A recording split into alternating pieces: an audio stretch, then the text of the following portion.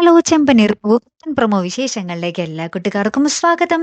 അങ്ങനെ നമ്മുടെ പുതിയ പ്രൊമോയില് നമ്മുടെ രേവതിയും സച്ചയും കൂടെ നമ്മുടെ ആദിമോന്റെ സങ്കടം മാറ്റാൻ സ്വന്തം അമ്മ വന്നിട്ടില്ലാന്ന് നമ്മുടെ അമ്മ പറയുന്നുണ്ട്. നമ്മുടെ ശ്രുതിയുടെ അമ്മ രേവതിയോടും സച്ചിനോടും പറയുന്നുണ്ട്.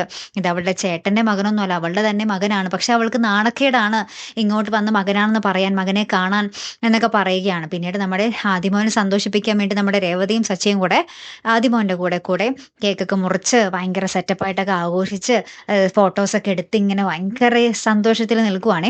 അപ്പൊ നമ്മുടെ ശ്രുതി ഈ കാഴ്ചകളൊക്കെ അപ്പുറത്ത് ജനാലയിൽക്കൂടി ഒളിഞ്ഞു നിന്ന് കാണുന്നുണ്ട് കേട്ടോ.